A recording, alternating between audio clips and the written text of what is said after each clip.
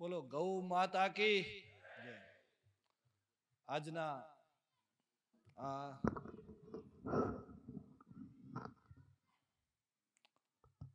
ગુરુકુલના પટાંગણમાં ગૌ મહિમા ઉત્સવ જે ઉજવાઈ રહ્યો છે ત્યારે આ પ્રસંગે મંચસ્થ ગૌ મહિમાનો પાન કરાવનાર વ્યાસપીઠ અને તેમના વક્તાશ્રીના ચરણોમાં વંદન।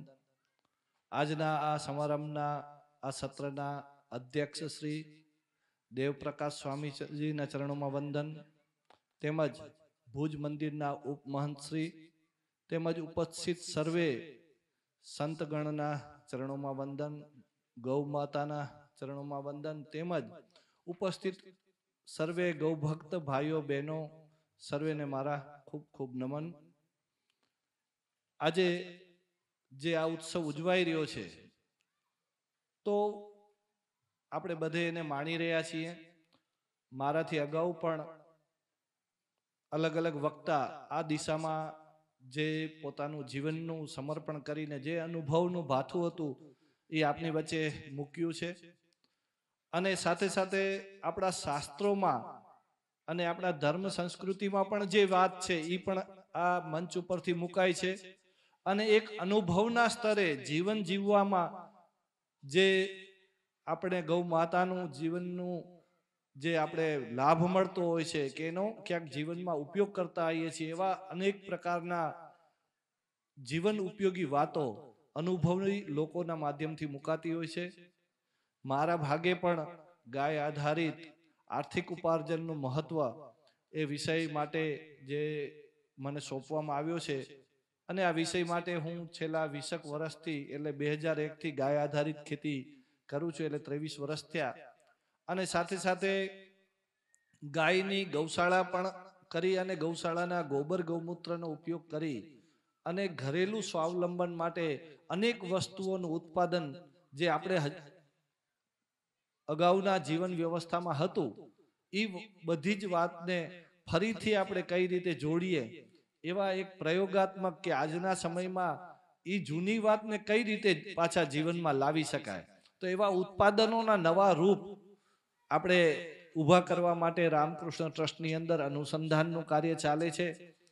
અને જે અનુસંધાનમાં સફળતા મળે છે અને જે લાભ મળે છે કે જે ફાયદાઓ છે એની કેટલીક વાત અને એવા ઉત્પાદનો કઈ રીતે થઈ શકે એનો પ્રચાર પ્રસાર પ્રશિક્ષણ એવું કાર્ય રામકૃષ્ણ ટ્રસ્ટના માધ્યમથી છેલ્લા 15 વર્ષથી જે પ્રારંભ થયો છે તો એને લઈને જે મારું એક અનુભવ જે મળ્યો છે ગાયને મહત્તા હું સમજ્યો છું એ આપની વચ્ચે મૂકવાની હું કોશિશ કરીશ। તો ગાય છે એ આપણે બધાએ જાણીએ છીએ કે એક સમય એવો હતો કે દરેકના ઘરમાં ગાય હતી અને આ ઘરમાં ગાય શા માટે હતી એવો એક પ્રશ્ન થાય। વાડીમાં ગાય હોઈ શકે પણ ઘરમાં ગાય હતી અને દરેક ઘરમાં હતી। કોઈ પણ એવો વ્યક્તિ નહીં હોય કે જેના ઘરમાં બીજી ત્રીજી પેઢી પહેલા ગાય ન હોય। તો ગાય યાને કે એક આપણા માનવ જીવનના પરિવારમાં વણાયેલું એક પ્રાણી એક જીવ જેને આપણે માતા તરીકેનું સ્થાન આપી અને આપણા ઘરમાં રાખી હતી। તો એવું શું હતું એ વાત આજે યાદ કરવાનો સમય આવ્યો છે। યાદ શા માટે કરવી પડે? કારણ કે આપણે ભૂલ્યા છીએ। ગાયને આપણે માતા તરીકે વાત કરીએ છીએ, સાંભળીએ પણ છીએ પણ જીવનમાં અપનાવતા નથી। એનું કારણ છે કે કેટલીક બાબતો આપણા વિસ્મૃતિમાં આવી છે, આપણે ભૂલી ગયા છીએ અને એ ભૂલી ગયા એના કારણે સમાજ જીવનમાં માનવ જીવનમાં જે સમસ્યાઓ આજે આપણે જોઈ રહ્યા છીએ એનું સમાધાન આપણને ક્યાંક એવું લાગે છે કે આજે ભૂલી ગયા છે એને યાદ કરવું પડશે। એનું મોટું જ ઉદાહરણ હમણાં આપણે બધાએ મહેસૂસ કર્યું કોરોના, કે આવું કયો વાયરસ હતો કે જે આપણે આવડો બધો પરેશાન કરી ગયો। કેટલાક લોકો તો બિચારા ઘરથી એક નનકડો તાવ આવે છે, જરાક શરદી ઉધરસ છે એવું કરીને હોસ્પિટલ ગયા અને ઉમાંથી પછી ઘરે જ ના આવ્યા, મોઢું જોવા પણ ન મળ્યું। એના અગ્નિદાહ દેવા માટે પરિવાર પણ ન જઈ શક્યો ને ક્યાંક પરિવારને પરમિશન પણ ન મળી અને આવા હજારો લોકો સાથે બન્યું. અને આવી ઘટના જ્યારે થાય ત્યારે આપણે બધાને એક ચિંતા પણ થાય ને ચિંતન પણ થાય. અને એ ચિંતન જ્યારે થાય કે આવું મારા ઘરમાં કેમ થયું, એ જ રીતે આજે આપણે છાપાઓમાં ન્યૂઝમાં જોઈએ છીએ કે સતત હાર્ટ એટેક આવે છે. ઓચિંતાના સમાચાર મળે કે કાલે હમણાં કલાક પહેલા મારી સાથે વાત કરતો હતો ને અત્યારે નથી. આવા દરેક ઘરના મોભીઓ હોય કે બાળકો હોય કે કોઈને કોઈ આધાર હોય, એવા ઓચિંતાના આપણા આધાર હટી જાય ત્યારે એ પરિવારને જે શોક લાગે ત્યારે એના મનમાં પણ પ્રશ્ન ઊભો થાય કે આ થાય છે શું કામ. અને આવું જ્યારે પણ તમે શોધ કરવા નીકળો, પછી વૈજ્ઞાનિક તરીકે કે ડોક્ટર તરીકે કે કોઈ એક વ્યક્તિ તરીકે તમે શોધ કરવા નીકળશો ને તો એનું સમાધાન, પ્રશ્ન પણ સમજાશે અને એનું સમાધાન પણ તમને યાદ આવશે. કારણ કે આ થોડાક સમયની આપણી વિસ્મૃતિ છે, થોડાક સમયની આપણી ભૂલો છે. અને ઈ યાદ આવે અને ઈ શોધવા નીકળો તો એનો રસ્તો ક્યાં જાય છે? ગાય માતા પાસે. એનું સમાધાનકારી રસ્તો, એનો જવાબ છે એ ગાય છે, જવાબ છે એ પ્રકૃતિ છે. તો આ પ્રકૃતિ છે એ ગાય છે અને ગાય છે એ જ પ્રકૃતિ છે. ગાય માત્ર એક પ્રાણી નથી, ઈ એક પરિવારની માં પણ નથી, પણ ઈ એક સંસ્કૃતિ છે, એક ધર્મ છે. આખી સંસ્કૃતિનો આધાર છે, આખી પ્રકૃતિનો આધાર છે. એટલે જ એને ગાય છે ને એ પ્રકૃતિનો મૂલાધાર છે, મૂળ આધાર છે. આ ધર્મનો પણ મૂળ આધાર છે ને સંસ્કૃતિનો પણ મૂળ આધાર છે. તો પછી પરિવારનો તો આધાર હોય જ. તો આજે આપણે ગાયનો પરિચય કોઈને પણ પૂછીએ અથવા આપણે જોઈએ કોઈના ઘરમાં કે ગાયની નિસ્બત કેટલી, તો કે અડધો લીટર દૂધ. ગાયનો પરિચય એટલે શું? તો કે અડધો લીટર દૂધ. બીજો પરિચય શું? તો કે ભાઈ કોઈક ધર્મ વિધિ વિધાન હશે ત્યારે ગોબર ગૌમૂત્રની જરૂર પડશે. એ સિવાય તમારો ગાયનો તમારી સાથેનો સંબંધ કેટલો તમને યાદ છે? તો લગભગ તમને કોઈ યાદ આવશે નહીં. અને એ જ વિસ્મૃતિ છે. અને એક સમયે ગાય છે એ આપણને ઘરમાં રાખતા હતા તો આપણા ઘરની 80% જરૂરિયાત પૂરી કરતી હતી. આપણે ભૂલી ગયા છીએ, પણ હું યાદ દેવડાવીશ તો તમે તરત જ તમને ધ્યાનમાં આવી જશે, એને સમજાવવું નહીં પડે. એટલે ભારતને છે ને પાછા વળવા માટે કે ધર્મ તરફ જવા માટે કે સંસ્કૃતિની વાત કે પ્રકૃતિની વાત માટે છે ને શીખાડવાની જરૂર નથી, એને માત્ર યાદ દેવડાવવાની જરૂર છે. જાંબુવંતને હનુમાનજીને એની શક્તિ યાદ દેવડાવી પડી હતી. શક્તિશાળી તો છે જ. એમ ભારત છે ને ઈ એવા ઋષિઓનો સંતાનો છીએ કે આપણી અંદર આ બધી જ પ્રકારની સમજણ અને શક્તિ છે. પણ ક્યાંક એના ઉપર ભૌતિકવાદનું, ભોગવાદનું, આ ભોગવાદી વિચારધારાનું એક આવરણ આવી ગયું છે, એક ધૂળ ચડી ગઈ છે. અને આ ગૌ મહિમા ઉત્સવ છે ને આ ધૂળ ખંખેરવાનું કામ કરે છે. ક્યાંક ને ક્યાંક આપણી આ સુખરૂપી માયાવી આ ઝેર ચડ્યું છે ને, આ ઝેર ઉતારવાનું ક્યાંક કામ આ ગૌ મહિમા કામ કરે છે. આ એક ધર્મના વ્યાસપીઠો છે ને એ એક નોળવેલ છે. સાપ અને નોળિયો લડે ને ત્યારે સાપનું ઝેર છે ને નોળિયાને લાગી જાય એટલે નોળિયો તરત જ થોડીક વાર માટે એ સાઈડમાં જઈ અને એક વનસ્પતિ આવે છે નોળવેલ, એને સૂંઘી આવે એટલે વળી સાપનું જેટલું ઝેર ચડ્યું ને ઉતરી જાય અને ફરી પાછો એ સંસારિક લડાઈ લડી શકે, એ સાપ સાથે લડી શકે. એમ આપણે પણ બધા આપણે આ માયાવી દુનિયામાં, સંસારમાં ક્યાંક ને ક્યાંક લોભ મોહ માયામાં લિપ્ત થઈ જઈએ અને આપણે ધર્મ સંસ્કૃતિ પ્રકૃતિને ભૂલી જઈએ અને જે સમસ્યા ઊભી થાય ત્યારે વળી પાછી આપણે ક્યાંક ને ક્યાંક આવી નોળવેલની જરૂર પડે.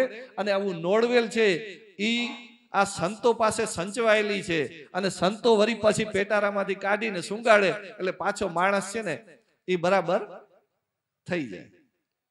અને આવા ગૌ મહિમા ઉત્સવ ઉજવે એટલે જાગૃતિ થાય. આ ભુજ મંદિરે પણ છેલ્લા 4-5-10 વર્ષથી આ ગાયના વિષય માટે આ સમાજની આ બીમારીઓને જોઈને સમાજના પરિવારો તૂટતા જાય, ખેતી ખતમ થતી જાય, મુખ્ય વ્યવસાયો ખતમ થાય, અનેક સમસ્યાઓ જોઈ અને ક્યાંક મંદિરના સંતોને પણ ચિંતા થતી હોય છે. અને ચિંતાના ભાગરૂપ શું કરી શકાય ત્યારે આ ધર્મ સંસ્કૃતિની જે વાતો છે એને વ્યવહારમાં લઈ આવી અને ક્યાંક રસ્તો બતાડવાનો પ્રયત્ન થતો હોય છે. અને આ રસ્તો બતાડવાનો એક પ્રયત્નના ભાગરૂપ આજે આ ગૌમહિમા મહોત્સવ છે. અને એની અંદર ગાયને લઈને આપણું સમાધાનકારી રસ્તો એક નીકળી શકે છે એવી હમણાં દ્વિશતાબ્દી મહોત્સવ થયો ત્યારે એક ગૌમહિમા પ્રદર્શની પણ રાખી હતી અને એમાં પ્રેક્ટિકલ રીતે ખેતી કરીને પણ બતાડી હતી અને પંચગવ્ય ચિકિત્સા પણ ત્યાં બતાડી હતી. ત્યાં કેટલી પ્રકારના ઘરની જરૂરિયાતના ઉત્પાદો પ્રેક્ટિકલ બતાડ્યા હતા. એમાં દૂધ, દહીં, લસ્સીના ટેસ્ટ પણ કરાવ્યા હતા. આપે પેપ્સી કોલામાં ક્યાંક લસ્સીનો ટેસ્ટ ભૂલી ગયા હતા તો પાછો સ્વામીજીએ બધાને યાદ કરાવ્યા અને સંકલ્પ પણ કરાવ્યા કે બારે નીકળશું ને પાછા ભૂલી જાશું. તો પાછા સંકલ્પ આમાંથી કઈ સારું લાગ્યું હોય તો કઈક સંકલ્પ કરો ને તમારા જીવનમાં ઉતારો. એટલું જ નહીં, આ દ્વિશતાબ્દી મહોત્સવ નિમિત્તે 200 કિસાનો ગાય આધારિત ખેતી કરતા થાય. સામાન્ય રીતે બધા જ કિસાન પરિવારના છીએ, પણ આજે કિસાની તૂટી છે એટલે આપણે ધંધા, રોજગાર ને નોકરી તરફ જઈએ છીએ. તો આવો સમૃદ્ધ વ્યવસાય, દુનિયાનો સૌથી સમૃદ્ધ વ્યવસાય કે જેમાં સૌથી વધારે પ્રોફિટ હોય એવો કોઈ વ્યવસાય હોય તો કોણ છે? કયો છે? કૃષિ. કઈ રીતે કે ઉદ્યોગ કરો ને તો 10% નફો હોય. દુકાન ખોલો, ઉદ્યોગ કરો, કઈ પણ ફેક્ટરી કરો, 10% નફો, 20% નફો, 30% નફો, 40%, 1 ગણો, 2 ગણો, 3 ગણો હોય, પણ 200 ગણો કે 100 ગણો ના હોય. અને આવો 100 ગણો કે 200 ગણો નફો દેનાર વ્યવસાય દુનિયામાં કોઈ હોય તો એ કયો છે? કૃષિ. કે એક દાણો વાવો અને 4 મહિનાની અંદર તમને 400 દાણા, 200 દાણા, 100 દાણા, અત્યારે ઝેર પીવડાવે છે છતાં પણ 100 દાણા તો આપે જ છે. પણ એને અમૃત પીવડાવવામાં આવે તો એ 1000 દાણો આપી શકે. આવો એક વ્યવસાય જે આજે છૂટી રહ્યો છે ને આપણે એના ઓપ્શન રૂપે બીજું બધું જ કરીએ છીએ, તો શા માટે આજ વ્યવસાયમાં જે ભૂલો થઈ છે એને ન સુધારીએ? જે ઘર આંગણાનો ધંધો છે, દરેક ગામને કૃષિ વ્યવસાય મળે. ગામ મૂકવું, ઘર મૂકવું એ દુઃખદ ઘટના છે. તડીપારનો એક સજા છે. ઈ સજામાંથી બચવું હોય તો આપણે ખેતીને ઠીક કરવી પડશે. આપણે ગામ અને ઘર ન મૂકવું હોય તો કયો વ્યવસાય કામ આવશે? ખેતી. તો આવો સરસ મજાનો સજામાંથી મુક્તિ આપો એવો વ્યવસાય, ઈ વ્યવસાયમાં જે ભૂલો થઈ છે સુધારીએ. હમણાં સુધી 25-25, 50-50 જણાના પરિવારનો નિર્વાહ કરનાર વ્યવસાય આજે 2 જણાનું નિર્વાહ ન કરી શકે. 20 એકરનો વાડીનો માલિક આજે ભાઈને હજી બીજી જગ્યાએ મૂકે. 20 એકરનો વાડીનો એક ખેડૂત પોતાના દીકરાને ડોક્ટરને, એન્જિનિયર બનાવે અથવા 10,000ની કોઈ નોકરીમાં, કંપનીઓમાં મૂકે. તો ક્યાંક આ સમૃદ્ધ વ્યવસાયનો પાયો ડગી ગયો છે. આપે સાચો વ્યવસાય ભૂલ્યા છીએ. આ ભારતના સાચા વ્યવસાય હતા ને એમાં કયા વ્યવસાય હતા ખબર છે? ભારત 3000 વર્ષ પહેલા સૌથી સમૃદ્ધ દેશ હતો, દુનિયાનો સૌથી સમૃદ્ધ દેશ. આ 1000 વર્ષના ગુલામી કાળમાં એનું પતન થયું. એનાથી પહેલા 3000 વર્ષ સુધી હતો. તક્ષશિલા, નાલંદાની વિદ્યાપીઠો એવી 36 વિદ્યાપીઠો હતી દેશમાં, અને વિદેશના લોકોમાં શીખવા આવતા. આજે આપણા છોકરાઓ ઓસ્ટ્રેલિયા ને અમેરિકા ને ઉમાં ભણવા જાય, દુનિયા અહીંયા ભણવા આવતી હતી. કયો વ્યવસાય હતો? શું ભણવા આવતા હતા? તો 4 વ્યવસાય ત્યારે હતા: પ્રાકૃતિક કૃષિ, ગાય આધારિત, પશુપાલન, ગ્રામોદ્યોગ અને હસ્તકલા. આ 4 વ્યવસાય એવા હતા કે જે દુનિયા, દેશને સમૃદ્ધ, સાચા અર્થમાં સમૃદ્ધ બનાવે. માત્ર આર્થિક દ્રષ્ટિકોણથી નહીં, પણ સર્વાંગીણ દ્રષ્ટિકોણથી સમૃદ્ધ બનાવે. આરોગ્યથી પણ બનાવે, આપણી જરૂરિયાતોની પૂર્તિ માટે પણ સમૃદ્ધ બનાવે, અને આધ્યાત્મ રીતે આ આત્માના કલ્યાણનો રસ્તો પણ એમાંથી મળે. જે વ્યવસાયમાં હજારો લોકોના જીવનનું કલ્યાણ હોય એવો વ્યવસાય હોય. હજારો જીવોનું પોષણ હોય એવો વ્યવસાય હોય ને, ત્યારે ખાલી તમારું પેટ ભરાય છે કે અનાજ મળે છે એટલું નથી. તમે એક પરોપકારનું મોટું કાર્ય કરી અને કલ્યાણના રસ્તે જાઓ છો. આત્માનો પણ એક કલ્યાણનો રસ્તો છે. ખેતી માત્ર ધંધો નથી, ખેતી જીવનનો આધાર છે. ખેતી એ અમૃત છે, સમગ્ર જીવ સૃષ્ટિના જીવોનું પોષણ કરવાનું. આ ખેતી છે એ આપણે એમ માનીએ હું ખેતી કરું, ખેડૂત ક્યારે ખેતી ન કરી શકે. ખેતી છે ને એ 84 લાખ જીવોના માધ્યમથી થાય છે. ખેડૂત એમાં ભાગીદારી કરી શકે. ખેડૂત એકલો ખેતીને, મધમાખી વગર ખેતી ન થાય, અળસિયા વગર ખેતી ન થાય, બેક્ટેરિયા વગર ખેતી ન થાય, પક્ષીઓ વગર ખેતી ન થાય, વૃક્ષો વગર ખેતી ન થાય. આપણને એમ છે કે હું બધું કરું, તો ભગવાન કે તથાસ્તુ તું કર. હવે યુરિયાની ગુણો ઉપાડીને થાક્યા છે, લાઈનમાં ઊભીને થાક્યા છે, ઉત્પાદન ઘટતું જાય છે, પાણી ખતમ થઈ ગયું, જમીન ખારી થઈ ગઈ, ઝેર વધી ગયું, ખેડૂત હોસ્પિટલ ભેગો થઈ ગયો. એક સમયે છે ને શહેરના લોકો બીમાર પડતા, હવે છે ને ગામડામાં લોકો બીમાર પડે. હવે ખેડૂત વધારે બીમાર પડે, કારણ કે એનો સીધો સંબંધ ઝેરથી આવી ગયો. પેલા સીધો સંબંધ શેનાથી હતી? અમૃતથી હતો. અને એ અમૃત દેનારું કોણ હતું? આ ગાય માતા હતી. ગાયના પંચગવ્ય છે એ ધરતીના 5 અમૃત છે. આ આખું જગત બન્યું છે ઈ આ પંચ તત્વથી જગત બન્યું છે. અને આ પંચ તત્વથી બનેલું જગત જ્યારે પણ ઝેર એમાં આવી જાય તો એને શુદ્ધિકરણ કોઈ કરી શકે તો ગાયના પંચગવ્ય કરી શકે. ધરતી તત્વ વિશુદ્ધ થયું હોય ને તો ઈ ગોબરથી શુદ્ધ થાય. તેજ તત્વ વિશુદ્ધ થયું તો ઘીથી થાય. જલ તત્વ છે એ ગૌમૂત્ર, આકાશ તત્વ ઘીથી, અને વાયુ તત્વ દૂધથી. આમ ગાયના પંચગવ્ય નથી, ધરતીના 5 અમૃત છે. અને આ 84 લાખ જીવ છે એમાં સૌથી મહત્વનો જીવ કદાચ માણસ છે, પણ સૌથી પવિત્ર જીવ કોણ છે? ગાય માતા છે. એનું પ્રમાણ છે, આપણા શાસ્ત્રોમાં કીધું છે, અને આપણે કરીએ પણ છીએ, એને જાણીએ, પણ આપણે માનતા નથી. દુનિયામાં બધા જ જીવોના મળમૂત્રનું સેવન ન કરી શકાય. માત્ર ને માત્ર આપણે ગાય માતાના મળમૂત્રનું સેવન કર્યું. શા માટે? કે ગાય જ એટલી પવિત્ર છે કે એના મળમૂત્ર પણ પવિત્ર છે. બાકી કોઈ જીવ પવિત્ર નથી. ઈ અમૃત છે. ઈ ધરતીમાં જ્યારે રસકસ ખતમ થયા ને ત્યારે આપણા શાસ્ત્રોમાં કથા છે, ત્યારે દેવતાઓએ ભગવાન પાસે પ્રાર્થના કરી કે આ હવે ધરતીમાં કઈ ઉગતું નથી, આ ધરતી બંજર થઈ છે, તો જીવન નિર્વાહ કેમ કરવો? ત્યારે ભગવાને પ્રસન્ન થઈને ગાય માતાનું અવતરણ કરાવ્યું, અને આ ધરતી ઝેરીલી થઈને એ પાછી નંદન વન બની ગઈ. આ કરોડો ને ખરબો વર્ષના જીવનકાળમાં આવા અનેક વખત માનવના સારું કરવાના પ્રયાસમાં ગલતીઓ થઈને આ ઝેર સાથેની નિસ્બત અનેક વખત ઊભી થઈ છે. અનેક વખત આ ધરતીને ક્યાંક બંજર બની છે. અને આવું જ્યારે થાય છે ત્યારે પાછું વળવા માટે આપણને આ ગાય માતા જ કામ આવે છે. અને આપણા બધા કચ્છવાળાનું તો સદભાગ્ય છે કે કદાચ ભારતમાં સૌથી વધારે દેશી ગૌવંશ ધરાવતો જિલ્લો હશે તો કચ્છ છે. એટલે આપણે એનું સાનિધ્ય મળ્યું છે, અમૃતના સાનિધ્યમાં છીએ, તો આપણે તો સીધું એમનો ઉપકાર છે આપણા ઉપર. અને દુનિયાનો કયો એવો વ્યક્તિ હશે કે જેને ગાય માતાનું દૂધ ન પીધું હોય? જેને નાતે કયો એવો વ્યક્તિ હશે કે જે ગાયનો ઋણી ન હોય? જેમ માનું ઋણ હોય છે ને, એમ ગાયનું દૂધ પીધું તો આપણે ગાયના પણ ઋણી છીએ. ખાલી માં કહીને છૂટી ન જઈએ, માં તરીકે એને સ્થાન આપીએ, એને સન્માન આપીએ. ખાલી એને ચારો નહીં, એને યોગ્ય સન્માન આપીએ. અને સન્માન હોય આપણા સાથેનું હોય, ઘરમાં હોય. ઈ સાચું ઋણ ત્યારે ઉતરે.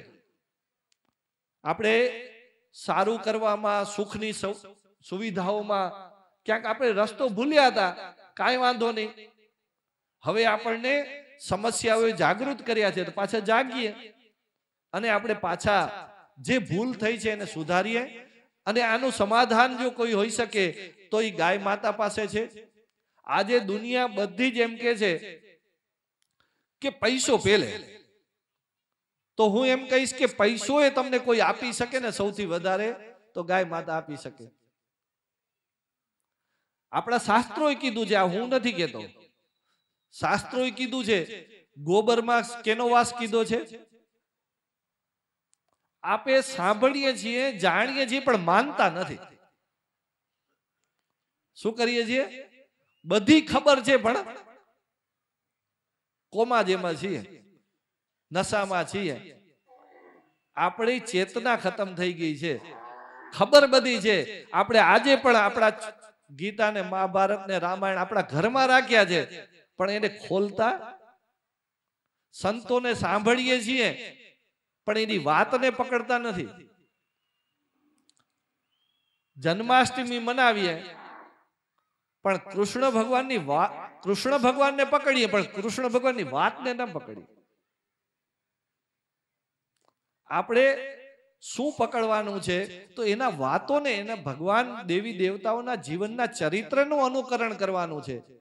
રામ ભગવાનની મૂર્તિનું પ્રાણ પ્રતિષ્ઠા થઈ ગયું, એટલું પૂરતું છે? રામના વિચારોનું પ્રસ્થાપન આપણા ઘરમાં થાય, આપણા જીવનમાં થાય. રામના જીવનનું દર્શન આપણામાં ઉતરે તો રામ આપણે ફાયદો કરે, તો રામના આશીર્વાદ આપણને મળે, તો રામ જેવું જીવન આપણે જીવી શકીએ. તો આપણે થોડીક વાતને પકડવાની વાત કરવી પડશે. અને પકડવાનો રસ્તો કે આજે ગોબરમાં લક્ષ્મીજીનો વાસ કીધો છે, તો આપણે હવે અત્યારે લક્ષ્મી જોઈએ છીએ તો તમે ગોબરને પકડો. અમે યુરિયાને શું કામ પકડ્યું છે? તમે ડીએપી ને શું કામ પકડ્યું છે? કદાચ ડીએપી ની વાત સાચી છે, તો શું આપણા શાસ્ત્રોની વાત ખોટી છે?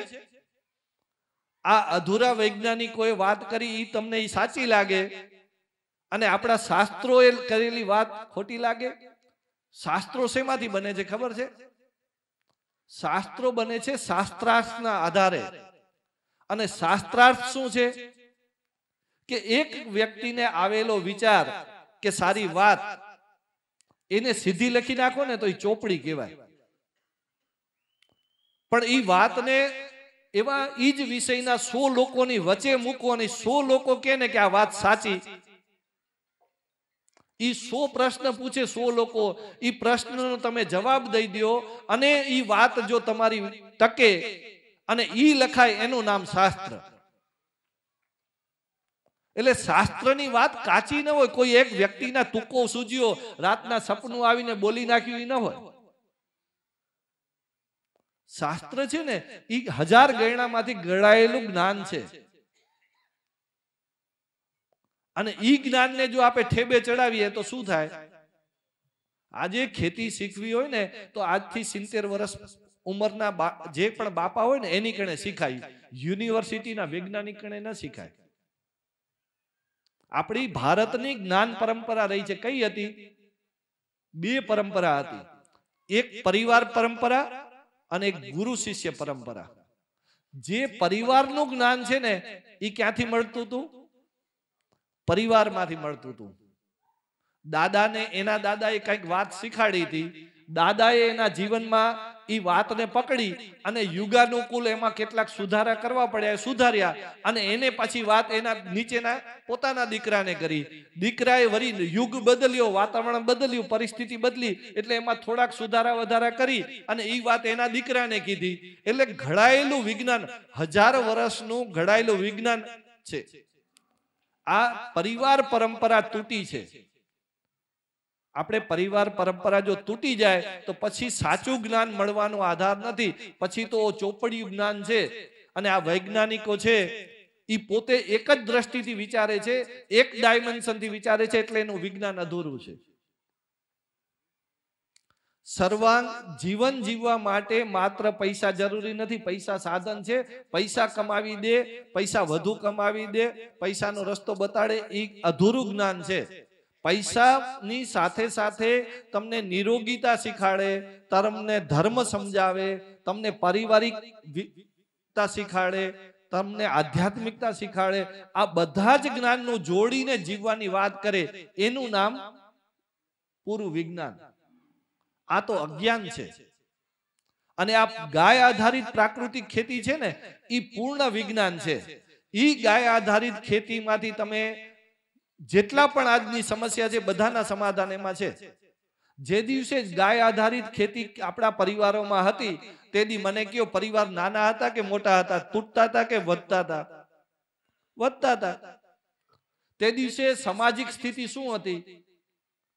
તો સામાજિક સ્થિતિ બધા બોન્ડિંગ નતું. આજે એકબીજાનું સન્માન કરતા હતા, નાતી જાતિનું સન્માન હતું. આજે બધે સ્વચ્છંદી થઈ ગયા છે. તે દિવસે પર્યાવરણની સ્થિતિ શું હતી? તો વૃક્ષો, નદીઓ, પાણી, માટી બધું જ હતું. તે દી આર્થિક સ્થિતિ શું હતી? તો આર્થિક સ્થિતિ એ તે દિવસે મજબૂત જ હતી. સોમનાથનું મંદિર 16 વખત લૂંટાણું. શું કામ લૂંટાણું? 16 વખત લૂંટાયા પછી પાછું સમૃદ્ધ થતું હતું. અંગ્રેજો જહાજો ભરી ભરીને જરજવેરાત લઈ ગયા. અંગ્રેજો આવ્યા શું કામ? અહીંયા કંઈક હતું. જહાજો ભરીને જવેરાત લઈ ગયા. કેની હતી? પદ્મનાભ મંદિરનો ખજાનો એક રૂમનો ખુલે ને એમાંથી 300 કરોડના જરજવેરાત નીકળે. શેના હતા? આ ખેતીના હતા. આ ખેતીમાં પૈસો નતો એવું નતું. રાજાના મહેલોમાં સુવિધા કોણ બનાવતું? સામાન્ય માણસ બનાવતો હતો. એની આવડત હતી, એની તાકાત હતી, એ કરી શકતા હતા. રાજાને પૈસા કોણ દેતા હતા? પણ સમાજ તેદી સમજતો હતો કે મારે આ ગાડી બંગલા ને સુવિધાની મને નહીં, મારે તો આત્મકલ્યાણ માટે હું જન્મ્યો છું અને જીવવાનો કાર્યક્રમ નાનો રાખવું ને આત્મકલ્યાણનો કાર્યક્રમ મોટો રાખવું. એટલે લોકો સાદું જીવન જીવતા હતા. એની કણે સુવિધાની કમી નથી. અને ઈ છે ને આ રોકડિયું ધન ન રાખતા. ઈ અષ્ટલક્ષ્મીના જે વાત છે ને, ગૌધન ને આવા આપણા ઓલા શાશ્વત ધન રાખતા હતા. અનેક પ્રકારના ધન હતા, એક પ્રકારનો ધન નતો. તો આવી અષ્ટલક્ષ્મી દેનારી કોઈ પદ્ધતિ હતી આજીવિકાની, તો એ હતી પશુપાલન, ખેતી, ગ્રામોદ્યોગ અને હસ્તકલા. જગતના સાચા વ્યવસાયો, સાચા નહીં શાશ્વત વ્યવસાયો હજારો વર્ષ પહેલા હતા, આજે પણ છે અને હજારો વર્ષ રહેશે. એને કોઈ પણ પ્રકારના કોરોના આવે એને તાળું ન લાગી શકે, એને બંધ ન કરી શકાય. કોરોનાની અંદર કોઈ પણ 4 વ્યવસાય ચાલુ રહ્યા ને, તો પ્રાકૃતિક ખેતી કે ગાય આધારિત ખેતી ચાલુ હતી, પશુપાલન ચાલુ હતું, ગ્રામોદ્યોગ ચાલુ હતા અને હસ્તકલા ચાલુ હતી. આ શાશ્વત વ્યવસાય છે. અને એ વ્યવસાયો 2 પ્રકારે છે. શરીરની જરૂરિયાતોને પૂરી કરે છે અને આત્માની જરૂરિયાતોને પૂરી કરે છે. શરીરની જરૂરિયાત શું છે? તો કે હવા, પાણી, અન્ન અને સામાજિકતા.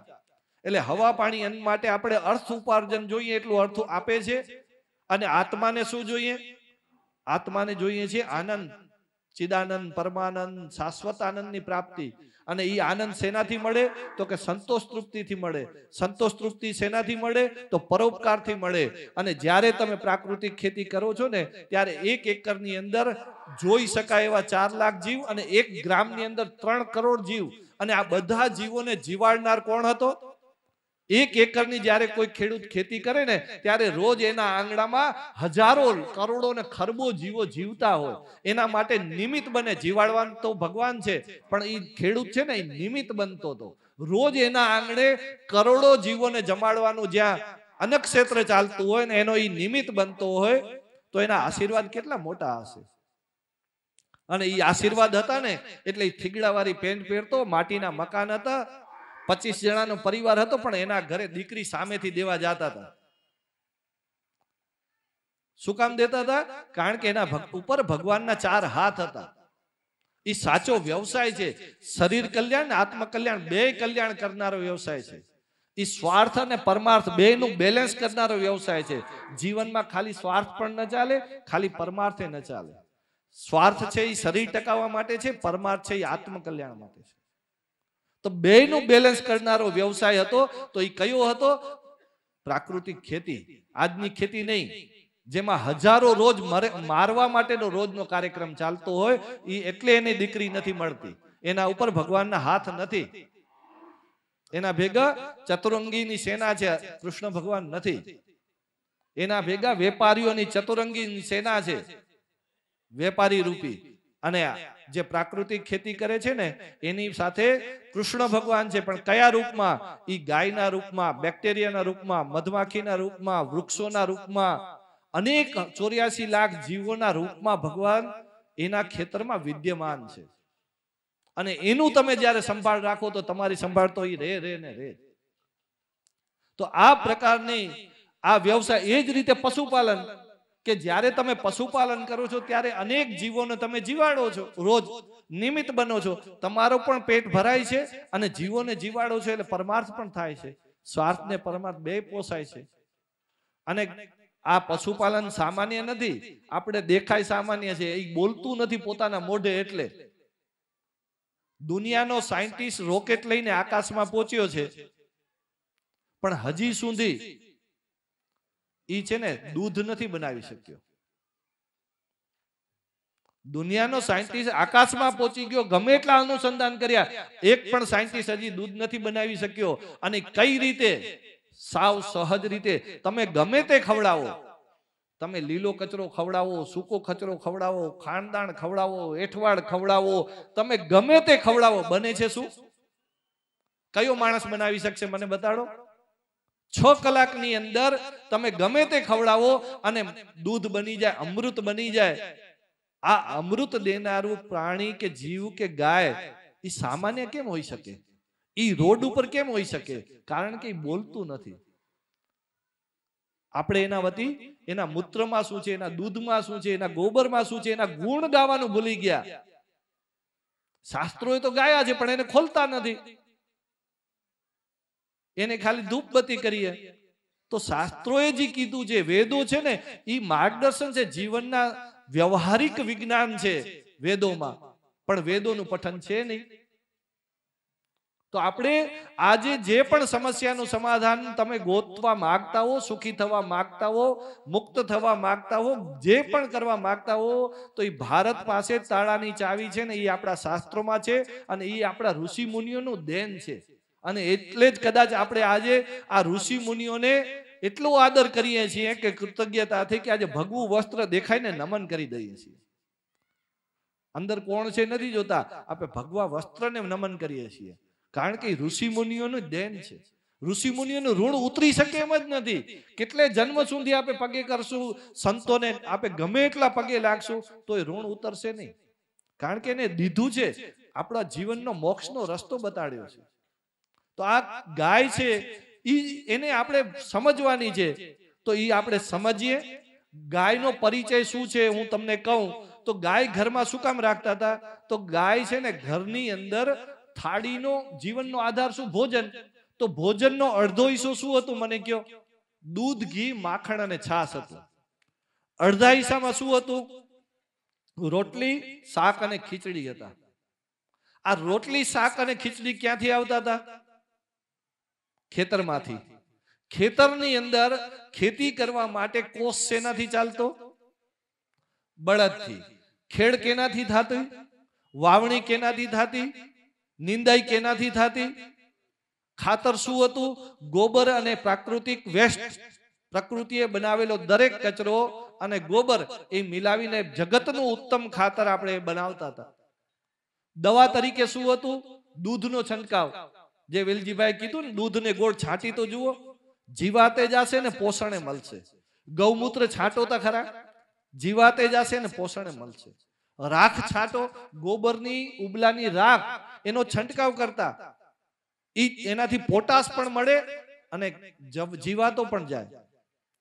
એને ગૌમૂત્ર, દૂધ અને છાશનો છંટકાવ કરો, જમીન પણ સુધરે અને જીવાતો પણ જાય.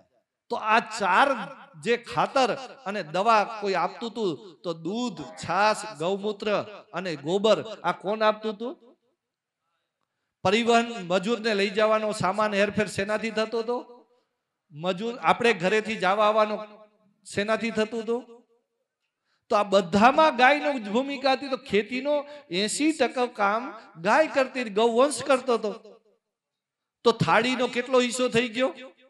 થાળીનો મોટો ભાગનું કામ ક્યાંથી આપણું પેટ ભરાતું હતું? ગૌવંશના માધ્યમથી. પછી ચૂલો શેનાથી ચાલતો? રસોઈ કરવી હતી, ચૂલો શેનાથી? ગોબરથી. પછી ધૂપ દીપ શેનાથી થાય? ઘી અને ગોબરના ઉબલા ઉપર કપૂર અને ઘી, અગરબત્તી નહીં. અગરબત્તીમાં વાંસ છે, કોલસો છે અને સસ્તા પ્રકારનું એસન્સ છે. આ ત્રણેય વસ્તુ બાળવાથી પર્યાવરણ અશુદ્ધ થાય છે અને બીમારી થાય છે, અને આજે પૂજારીઓ વધારે બીમાર પડે છે.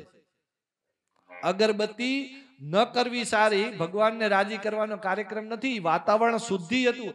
ભગવાનના જેટલા પણ અનુષ્ઠાન હતા, યજ્ઞ હતા કે ધૂપ દીપ હતા, એ પ્રકૃતિને પર્યાવરણ શુદ્ધિના કાર્યક્રમ હતા. ભગવાનને નિસ્બત નથી. આ પર્યાવરણ રૂપી ભગવાન છે, એ રાજી થતો, પર્યાવરણ સુધરતું. તો અગરબત્તી નહીં, ધૂપબત્તી થતી. ગોબર ઉપર કપૂર અને ઘી નાખતા અને એનો ધૂપ દીપ કરતા. બીજું, એનું સૌંદર્ય પ્રસાધન હળદર અને માખણ મિલાવીને પીઠી બનાવતા. બિલ્ડિંગ મટીરિયલ લીપણ કરતા, પ્લાસ્ટર ને ટાઇલ્સ ની જગ્યાએ. અને એને બીજું કે ચોડાઈની અંદર ગોબર અને સિમેન્ટ, ગોબર અને માટી મિલાવી અને પથ્થરની ચોડાઈ કરતા. પ્લાસ્ટર એ જ હતું, ફ્લોર પણ એનો હતો ને. આજે આપણે ટાઇલ્સો વાપરી છે, શું છે? એક દિવસ બધાએ ઘરમાં ગોબર વાપરવું જ પડશે. આ ટાઇલ્સો છે ને, આયુર્વેદ કે છે પગ ઠંડા એટલે બીમારીની ઘર. પગ ગરમ રહેવા જોઈએ ને સર ઠંડુ થાય એને કહેવાય ઘર. બાકીના બધા બીમારીના ઘર. આજે આપણે શું કરીએ? કરોડોનો બંગલો બનાવીએ અને પગને ઠંડુ થાય એવું કરીએ અને માથાને ગરમ થાય એવું કરીએ. માથે સિમેન્ટની છત, નીચે. આવા એક એક જગ્યાએ ગોબરની ભૂમિકા હતી. ઈ સાચા જીવનના ઘર હતા. પછી ચરણામત લેતા, વાત પિત્ત અને કફને સમન રાખનારું ઔષધ. આ ભારતની સંસ્કૃતિ બીમાર ન પડવાનું વિજ્ઞાન છે. આપે બીમાર પડ્યા પછીની, રાંડિયા પછીનું ડાપણ છે. બીમાર ઉપર દવા કરવી એ રાંડિયા પછીનું ડાપણ છે. પીડા પણ થાય, શરીરને ડેમેજ પણ થાય ને પૈસા પણ જાય. પણ બીમાર ન પડીએ તો ઈ વિજ્ઞાન ભારત પાસે ઘણું છે. કેમ ખાવું, શું ખાવું ને શું ન ખાવું, કેમ બેસવું, કેમ ઉઠવું, કેમ સૂવું, કેમ રહેવું, કેમ જીવવું, આ માનસિક સ્થિતિ કેમ સારી, આ બધા જ વિજ્ઞાન છે. એ બીમાર ન પડવાના છે. એમાંનું એક વિજ્ઞાન હતું ચરણામત પીવાનું. ઋતુ પ્રમાણે 6 ઋતુમાં વાત પિત્ત કફ વધઘટ થાય, એને સમન રાખવાનું કોઈ કામ કરે તો ગૌમૂત્ર કરે ને ગૌમૂત્રના સેવન કરો. કે દિવસે તમારા વાત પિત્ત કફ અનબેલેન્સ નહીં થાય ને કોઈ બીમારી નહીં આવે. તો આ ગૌમૂત્રનો પરિચય. પછી પરિવહન, ઘરમાં મહેમાન હતા તો ગાડીઓ કઈ હતી? ગામડામાં આડુબાજુ જવા, જાન લઈ જવા તો બળદ ગાડી હતી. આજે 100 વર્ષ થઈ ગયા, 1000 વર્ષ થયા, આપણે બેલગાડીને વૈજ્ઞાનિકોએ અપગ્રેડ જ ન કરી એટલે બેલગાડી ફેલ થઈ ગઈ. પાછળ બળદ, મને કયો કાર આવી તો બેસવાનું જોઈને આવી હતી કે એન્જિન જોઈને આવી હતી? બેસવાનું સારું હતું, બરાબર. તો એન્જિન તો કદરૂપું છે, બળદ કરતા રૂપાળું નથી. તો આપણે પાછળ બેસવાનું બદલવાની બદલીમાં આપણે બળદ બદલી નાખ્યો. આપણે બળદ ગાડી ઉપર આપણે આપણી ટેકનોલોજીને સુવિધા ઘણી બનાવી, ગાડીઓ બધું કર્યું, પણ બળદને ટેકનિક આપી. આજે પણ ભારતની સુગર મિલમાં 3 ટન બળદ શેરડી ઉપાડીને સુગર મિલમાં જાય છે. એને હજી જો લાકડાના વ્હીલો છે, એને ટેકનોલોજી કેમ નહીં? એ 10 ટન વજન ઉપાડી શકે. એનામાં વિજ્ઞાન જોડ્યું હોત તો બળદ આજે આપણે રોડ ઉપર ન ફરતા. તો આ રીતે ખાતર, દવા, આપણા ઘરનું, મને કયો, મેં હમણાં તમને લિસ્ટ બનાવ્યું તો ઘરની જરૂરિયાતો બધી કેનાથી પૂરી થઈ? ગાયથી થઈ. આપણે એ બધું ભૂલી ગયા ને માત્ર પરિચય શું રાખ્યો? ઓ ડેરી વાળાએ શીખાડ્યું, દૂધનો પરિચય એક રાખ્યો. ઈએ ભેળસેડ્યું. પડોશમાંથી નહીં લઈએ, થેલીનું લેશું, કારણ કે માર્કેટિંગ વાળું વાસી થઈને આવશે, એમાંથી સાચું ફેટ નીકળી જશે, ડુપ્લિકેટ ફેટ નાખીને ગોલ્ડ લખાશે. એનું ટેસ્ટ કોમન રાખવા માટે કેમિકલ રહે, એ બગડી ન જાય એના માટે કેમિકલ નાખે. એટલે દૂધ નહીં, એને દૂધમાંથી દૂધનું તો વાત જ વતેસર કરી નાખે અને એ દૂધના આપણે ડબલ રૂપિયા દઈએ. અને આપણા ઘરની બાજુમાં પાણી નાખે એમાં વાંધો પડે. પાણી છે ને એ શરીરને નુકસાન નહીં કરે, કેમિકલ નુકસાન કરશે. એટલે પાણી વાળું મળે ને તો પાણી વાળું પણ તમે દૂધ લેજો, પડોશી પાસેથી લેજો. પણ આપે એક એક વાતને સમજશું તો. હવે આ બધી વાત મેં કરી તો ઘરનું સ્વાવલંબન આપણે આજના યુગમાં તમને કહીએ તો કે હવે ચૂલા કોણ ચલાવશે? હવે આવું ચરણામત કોણ પીએ? હવે આ બેલગાડીઓ થોડી ચલાવશે? તો અમે આના ઉપર છેલ્લા 10 વર્ષમાં અનુસંધાન કર્યું છે કે જૂની વાતને પકડવી છે, પણ એનું રૂપ નવું દેવું પડશે, નકા નહીં હાલે. નવું રૂપ શું દીધું? ચૂલા હતા ને એની બદલીમાં બાયોગેસ, જે હમણાં તમે મંદિરમાં જોઈ આવ્યા, ચૂલા શેના જ ચાલે છે? ગોબર પણ બચી ગયું અને ગેસ મળી ગયો. ચૂલા પાછા આપણે સગવડવાળા થઈ ગયા, તો ગાયનું જોડાઈ ગઈ અને ગોબર મળી ગયું, સારું ખાતર બની ગયું. પછી ધૂપ દીપની અંદર ધૂપ બત્તી બનાવી દીધી. આપણી આદત થઈ ગઈ છે કે અગરબત્તી, તો ગોબરમાંથી અગરબત્તી, પણ એ ધૂપ બત્તી બનાવી. ઓ હવે છાણા ઉપર કપૂર ગીર કોણ નાખશે ને ધૂપેડા કાઢશે ને દેવતા ક્યાંથી કાઢવો? તો ધૂપ બત્તી બનાવી દીધી. હવે ઓલું સિમેન્ટ ને ફ્લોર કોણ કરશે? તો મેઘજીભાઈ ને બધે મતીએ આ ગોબરનું રેડીમેડ લીપણ બનાવીને તમને રેડી દેશું, તો તમે હમણાં મનસો લીપવા, એને કલર પેકિંગમાં દેશું. તો પછી વૈદિક સિમેન્ટ બનાવી દીધો. તો ગોબર ચૂનો માટી કરી અને અમે અત્યારે વૈદિક સિમેન્ટ બનાવીએ છીએ. મારે ત્યાં હમણાં ગુરુકુળનું બાંધકામ કર્યું, વગર સિમેન્ટે કર્યું. જે મેં સમજ્યો તો એને વિજ્ઞાન સાથે જોડી અને જૂની વાતને નવું રૂપ આપીને વગર સિમેન્ટે આખું ગુરુકુળ બનાવ્યું. થઈ શકે, પ્રયત્ન કરવો પડશે. ચરણામત આમ નથી લેતા, તો હવે અર્ક બનાવી દીધો, ડિસ્ટિલેશન કરીને હાઇજેનિક કરી દીધો, બગડે નહીં. અર્ક પંચગવ્ય સાબુ શેમ્પુ દંતમાં નાવા માટે પેલા શેનાથી નાતા? તો ગોબર ગૌમૂત્રથી નાતા, ચણાનો લોટથી નાતા, દહીંથી નાતા. તો એ પાછું એનામાંથી પંચગવ્ય અને સાબુ શેમ્પુ દંતમંજન બનાવી દીધા. બેલગાડીને અમે આધુનિક બેલગાડી 4 વ્હીલ વાળી બનાવી દીધી, પતરાની, લાઇટ વેટ અને સરસ મજાની સોફા વાળી. શિશુ રથ બનાવ્યો, રિક્ષા 12 સીટર રિક્ષા બનાવી, ખેડૂત માટેનો કિસાન રથ બનાવ્યો, શાહી રથ બનાવ્યો વરઘોડા માટેનો. આપણે કરવું પડે. તો આ અનુસંધાન અમે કર્યું. હવે એને લોકોની વચ્ચે લઈ જવું છે. અને ગોબરમાં લક્ષ્મીજીનો વાસ કહીએ છીએ, તો એ અમે સાબિત કરી દીધો કે ગોબરમાં લક્ષ્મીજીનો વાસ છે. હવે એને માર્કેટિંગ કેમ કરવું, એને લઈ કેમ જવું, એ સમાજ પોતે કરશે. એનું એક નાનકડું ઉદાહરણ, આ અહીંયા એક એન્ટી રેડિયેશન ચીપ બનાવી. અહીંયા ગોબર દેખાય છે ને, આ એન્ટી રેડિયેશન ચીપ છે, મારું પેટર્ન છે કે આ કોઈ પણ પ્રકારના રેડિયેશનને રોકે છે અને એનર્જી આપે છે.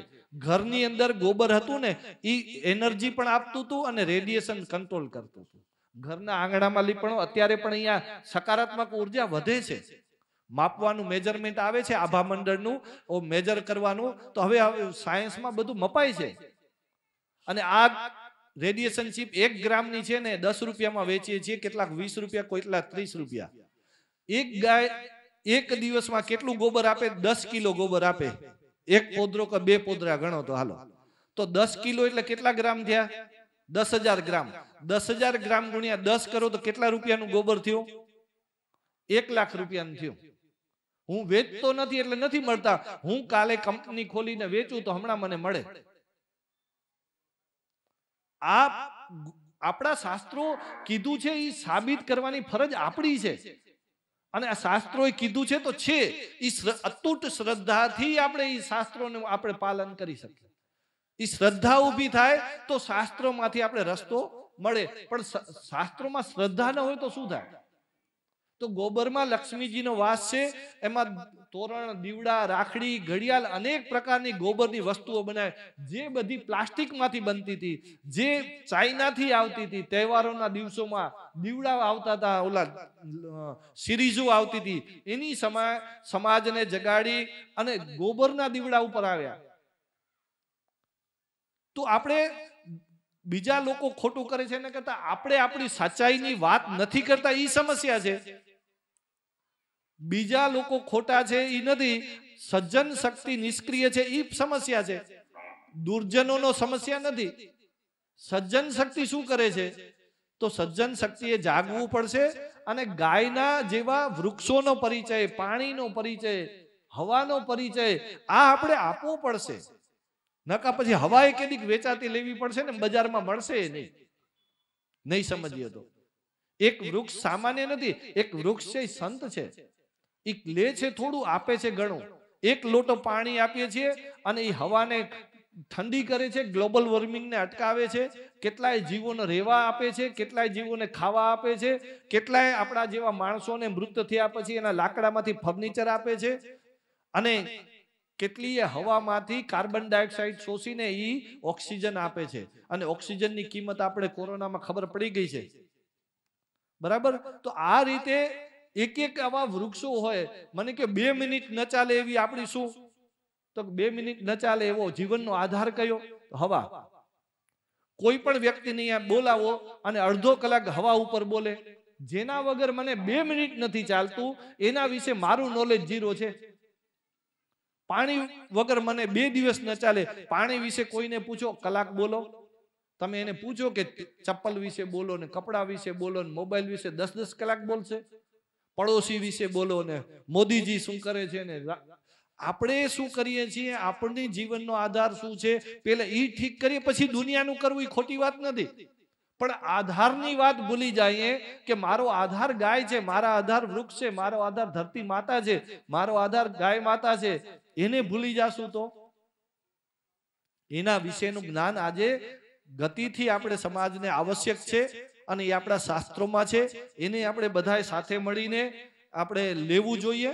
અને એ શાસ્ત્રોક્ત જ્ઞાનને વ્યવહારિક કરવા માટે ખાલી ગાય માતાની જય બોલવાથી નહીં ચાલે, ભારત માતાની જય બોલવાથી નહીં ચાલે, ધરતી માતાની જય બોલવાથી નહીં ચાલે, સ્વામિનારાયણ ભગવાનની જય બોલવાથી નહીં ચાલે. આપણે એના માટે કામ કરવું પડશે. આપણે એના માટે જીવવું પડશે. મોડેલ આપો. જે માને છે એની ફરજ છે, જે નથી બોલતા એની ફરજ નથી. જે બોલતા હોય એને સાબિત કરવાનું છે. હું ગાય માતાની જય બોલું તો મારી ફરજ છે કે ગાય જય શું કામ એ મારે સાબિત કરવું જોઈએ, નકા બોલવું ન જોઈએ. ભારત માતાની જય શું કામ એ હું જો સમજુ નહીં તો મારે જય ખાલી બોલ જય જયકાર કરવાનો શું મતલબ? તો ભારત શું છે? આપણે ભારતના સંતાન છીએ. આપણે શું છીએ? આ ગાય શું છે? આવી વાતો આપણને સમજવાનો આ સમય આવ્યો છે. નહીતર આપણે આપણા જમીન નીચેની ધરતી નીકળતી જાય છે. આપણે એમ છીએ કે આપણે 10-100 વર્ષની પ્રોપર્ટીઓ ભેગી કરીએ છીએ, ગાડી બંગલા ને સુવિધાઓના અંબાર લગાવીએ છીએ, પણ આપણે જ આવતા 40 વર્ષ પછી હસવું નહીં ને બીજી જનરેશન પણ નહીં હોય. આ ગંભીર મુદ્દો છે. આપણી દાદી છે એ 10 બાળકને જન્મ આપી અને 100 વર્ષ જીવી છે. અને આજે આપણી માતા બેન દીકરીને એક બાળકને જન્મ આપવા માટે હોસ્પિટલમાં જવું પડે છે. અને જેનો જન્મ જ હોસ્પિટલમાં, એનું જીવન જ હોસ્પિટલમાં. તો આ જન્મ જ નથી. ઉમા સુધી તો પહોંચી ગયા છીએ. આજે લગ્ન થાય છે તો 10 યુવાનમાંથી 3 યુવાનને બાળક નથી થતા. અનફર્ટિલિટીની હોસ્પિટલો જે આજથી 10 વર્ષ પહેલા 20 વર્ષ પહેલા હતી જ નહીં. મોટા સિટીમાં 10-12 વર્ષ પહેલા ચાલુ થઈ. આજે એક ડિસ્ટ્રિક્ટ પ્લેસ ઉપર ફર્ટિલિટી હોસ્પિટલ આવી ગઈ. જન્મ લેવા માટે માતા બહેનોને દવાઈઓ ખાવી પડે, ઇન્જેક્શનો લેવા પડે અને 25-25 લાખ રૂપિયા ખર્ચવા પડે. ઉમા સુધી પહોંચી ગયા છીએ આપણે. હવે બહુ બાકી નથી. એટલે બહુ ગતિથી આ વાતને આપણે સમજવી પડશે. આપણા અસ્તિત્વનો સવાલ છે. ગાડી હશે, બંગલા હશે, રોકેટો હશે, બધું જ હશે. ચાંદ ઉપર જવાના રસ્તા હશે, પણ જવા વાળું નહીં હોય તો? આપણા બાળકો હશે, કરોડોની બેંક બેલેન્સ, પ્રોપર્ટીઓ, બંગલા હશે, પણ ખાનાર નહીં હોય તો? આનો વિચાર આપણે કરવા માટે જ્યારે કરીએ છીએ તો આપણે ખ્યાલ આવે છે કે ક્યાંક ભૂલ થઈ છે. અને ભૂલમાંથી આપણે પાછા વળવા માટે ગાય માતા, વૃક્ષો, પશુ પક્ષી, સમગ્ર પ્રકૃતિને આપણે પૂજવી પડશે. એક જીવ જગતમાં અકારણ નથી. એક પણ જીવનું સર્જન છે. તો આ જગતની હવા, પાણી, અન્નને શુદ્ધ રાખવા માટે હવા, પાણી, અન્નના સર્જનના કારણમાં એક જીવનું સર્જન છે, નડવા માટે નથી. એટલે મહેરબાની કરીને દરેક જગ્યાએ આપણે હાલતે ને ચાલતે ઝેર વાપરીએ છીએ. રસાયણ રૂપી ઝેર છે. એ ઘરમાં હોય કે ખેતીમાં હોય, તાત્કાલિક બંધ કરો. આ ઝેર વાવવાથી ઝેર જ ઉગે. અને કોઈને મારીને કોઈ જીવી શકે ખરું? ગીતામાં ને બધેમાં આપણા કેટલા કથાઓમાં છે કે જેવું કરશો એવું ફળ મળશે. કૃષ્ણ ભગવાનની પણ નાનકડી ગલતીનું ફળ ભોગવ્યું છે. અને રામ ભગવાને પણ નાનકડી, ભગવાનને પણ મુક્તિ નથી. તો આપણે ઝેર વાવીને આપણો ભવિષ્ય કે જન્મારો કઈ દિશામાં લાવીએ? આપણે અહીંયા પોટલા ખોલવા આવ્યા છીએ કે પોટલા બાંધવા આવ્યા છીએ? અને પોટલા કયા પોટલા બાંધવા છે ને કયા છોડવાના છે? આ આપણામાં ચિંતન હોવું જોઈએ. ચિંતન હશે તો બધું જ છે. પ્રશ્ન હશે તો જવાબ છે. પણ કોમાની જેમ કોઈકની પાછળ હાલ્યા જ જવું છે તો પછી કોઈ સમાધાન, હું તો એમ કહું છું કે આજે ખેડૂત જ નથી, ઈ ખાલી લેબર છે, મજૂર છે. ખેડૂત તો એને કહેવાય કે જેને ખાતરની પરિભાષા ખબર હોય. ખેડૂત એને કહેવાય એને ધરતીને ઓળખતા આવડે. ખેડૂત એને કહેવાય એને પાણીની ખબર પડે, પાણી વિશે જ્ઞાન હોય, એક વિષયનું જ્ઞાન હોય, હવાનું જ્ઞાન હોય, પર્યાવરણનું વાતાવરણનું જ્ઞાન હોય, એને કહેવાય ખેડૂત. અને ઈ ખેડૂત છે ને તેની એક કોષમાં ખેતી હતી, વીઘામાં ખેતી હતી, 25 જણાનો પરિવાર નિર્વાહ થતો હતો.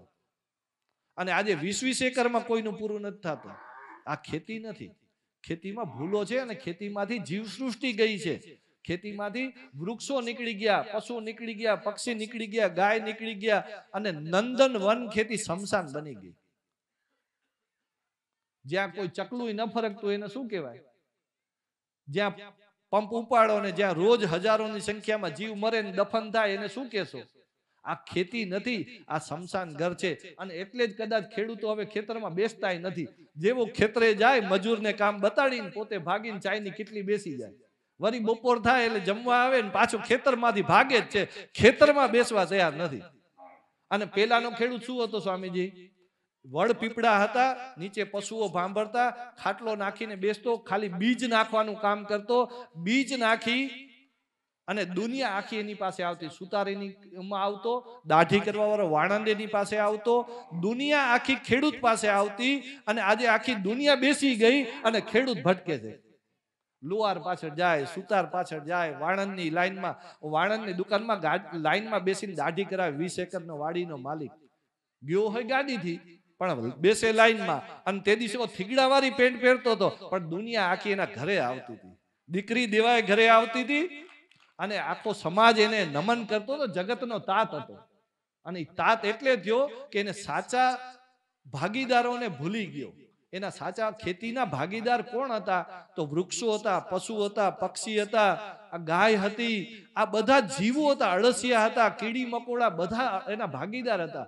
એક ભૂલથી હળ હાલતે હાલતે ક્યાંક સાપ મરી જાય ને તો એનું પણ એક ડેરું બનાવીને ખેતરપાળ તરીકે એને યાદ કરતો. અને હળ હલાવતા પહેલા પ્રાર્થના કરતો, રામ કી ચીડિયા રામ કા ખેત, ખાલો ચીડિયા ભર પેટ. આ બધાને બોલાવવા આવો, ભેગા થઈને ખાશું, ભેગા થઈને વાવશું, ભેગા થઈને કરશું. અને ખરું નીકળતું તો સુતાર, લુહાર, કુંભાર, દરજી, વાણંદને બોલાવતો. અને ઈ પણ એમ કે અમે એમને ન લઈએ, તમારું કામ કરશું. અને ઘરે જાય ત્યારે કીડીને કીડિયારું, પક્ષીને ચણ, કૂતરાને રોટલી, મહેમાન ભૂખ્યો ન થાય એવી રીતે ઈ દેતો અને કોઠારમાં નાખતો. અને પછી 10 દુકાળ પડે ને તો કોઠારમાંથી ન નીકળે એવું ન બને. અને આજે ક્યાં આવી ગયા? ડબલા સિસ્ટમ.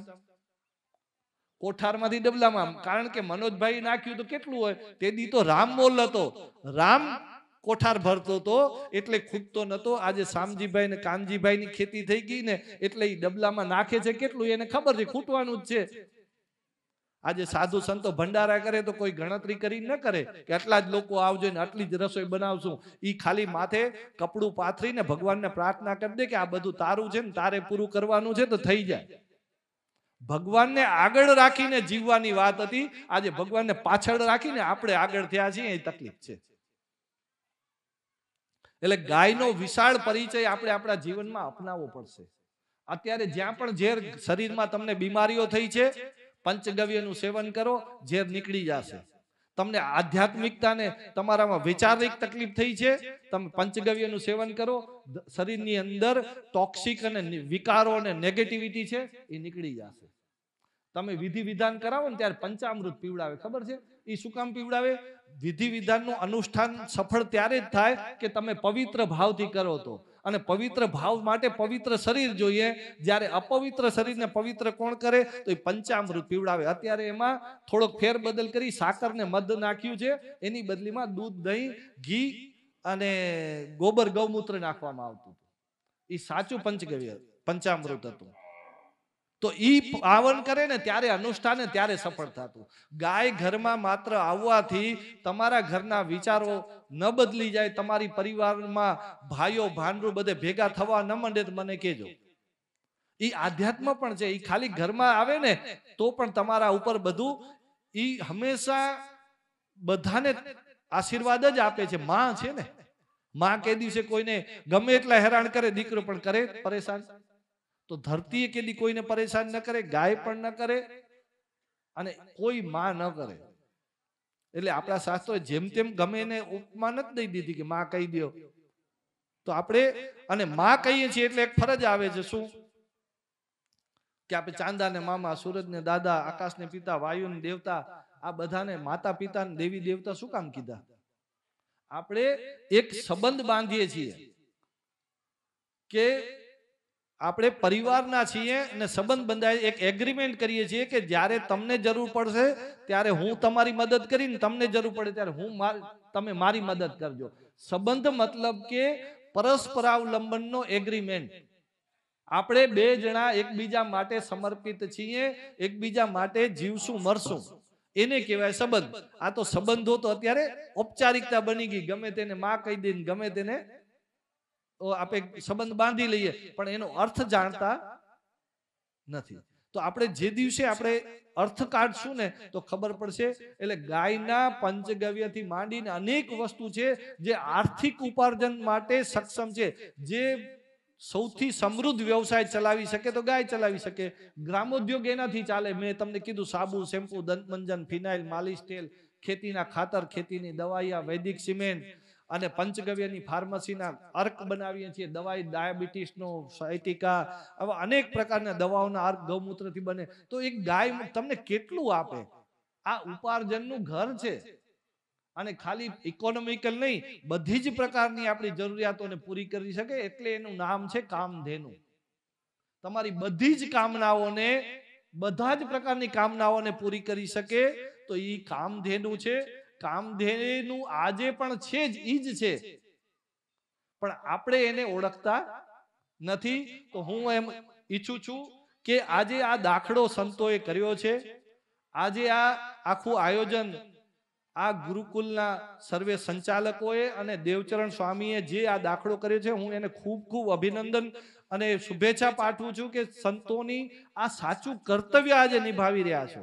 ભુજ મંદિર જેટલા પણ ગાય અને પ્રકૃતિ ઉપર કામ આગળ વધી રહ્યું છે, તો આ ખરેખર આજના સમયનો સાચો ધર્મ છે. આપણો મૂળ ધર્મ હતો એ પ્રકૃતિ ધર્મ હતો. ધરતી, આકાશ, અગ્નિ, વાયુ, જલ તત્વ પૂજક હતા. તત્વથી સત્વનો પ્રવાસ હતો. આપણે બધા આના આશ્રિત છીએ. આ કવચ છે, જીવન કવચ. પર્યાવરણ છે એ પ્રકૃતિથી બને છે ને પ્રકૃતિ પર્યાવરણ છે, જીવન કવચ છે. તો આપણા બધાનો જીવનનો આધાર આ સાચા ભગવાન છે. આ જેનામાં ભગવાને પ્રાણ પ્રતિષ્ઠા કરી હોય એવા આ બધા દેવાલય છે. આપણે ભગવાનના મંદિરમાં પ્રાણ પ્રતિષ્ઠા સંતોના માધ્યમથી, મહંતોના માધ્યમથી, પણ આ જીવોમાં પ્રાણ પ્રતિષ્ઠા કોણ કરે છે? આ ગાય માતામાં કોણે પ્રાણ પ્રતિષ્ઠા કરી? 33 કરોડ દેવતા કોણે પ્રાણ પૂર્યા છે? સ્વયં ભગવાને. તો આ હરતા ફરતા દેવાલય છે. એટલે જગતમાં જીવ છે ઈ પરમાત્માનું પ્રગટ સ્વરૂપ છે અને ઈ ભારતની મૂળ વાત છે. અને એટલે પંચ તત્વ, ધરતી, આકાશ, અગ્નિ, વાયુ, જલની પણ ચિંતા કરવી, એને શુદ્ધ રાખવા અને આ બધા જીવોનું જીવન બની રહે, એમાં જ મારું કલ્યાણ છે, એમાં જ મારા જીવનનો આધાર છે. આવું વાત આપણા શાસ્ત્રો અને વેદો દ્વારા આપણને મળી છે. આ સંતો એના વાહકો છે, એના માટે મથી રહ્યા છે. આપણો સહયોગ મળવો જોઈએ, એ નથી મળતો. આપણે વાર્યા વરસું એ આનંદની વાત છે. હાર્યા તો વરવું જ પડશે, એમાં કોઈની તાકાત નથી. પ્રકૃતિ દંડો ઉપાડશે એટલે બધાને સીધા કરશે. પણ સંતો ઈચ્છે છે કે તમે વાર્યા વરો. અને આ સંતોના આ દાખલાને આપણે સફળ કરવા માટે અહીંયાથી જેટલા પણ જાઓ અને આ 6 દિવસમાં, આ 3 દિવસમાં જે 6 લોકોએ અને સંતોએ કથાના માધ્યમ જે કીધું છે એમાંથી જે સારી વાત લાગી હોય તો અહીંયા સાડીનો છેડો હોય કે શર્ટનો છેડો હોય, એકાદ વાતનો સંકલ્પ કરી ગાંઠ વાળવાની આપણી પરંપરા રહી છે. એ ગાંઠ વાળીને જજો તો તમને આના ફાયદા શરૂ થશે. અને પછી આવા વધારે આવા મહોત્સવો ઊભા કરવા માટે પણ આપણે એને સંતોને કહેશું કે હજી આનું વધુ પ્રમાણ કરો અને અમને સાચું માર્ગદર્શન માટે આપનું સાનિધ્ય આપો. અને ગાય માતાના સાનિધ્યમાં જે આ એક અનોખો એક મંચ બન્યું છે એ પણ ખરેખર અભિનંદનની વાત છે. ભારતનું પહેલું ગૌ સંમેલન, વિશ્વ ગૌ સંમેલન બોલ્યું હતું, એ હતું 2006માં. ત્યારે મંચ ઉપર સ્વયં નંદી મહારાજ બિરાજ હતા અને એના પછીનું હું બીજું સંમેલન આજે જોઈ રહ્યો છું કે જ્યારે સ્વયં નંદી મહારાજ ને ગૌ માતા સ્વયં સાક્ષાત 33 કરોડ દેવતા બિરાજમાન હોય એવું આ મંચ સજ્યું છે અને આ મંચના સાનિધ્યમાં આપણે 3 દિવસ જે કંઈ પાથે લીધો છે ભગવાન આપણને એ વાતમાંથી વ્યવહાર સુધી લઈ જવા માટે શક્તિ આપે એવી અભ્યર્થના. ભારત માતા કી જય. વંદે ગૌ માતરમ. જય શ્રી સ્વામિનારાયણ.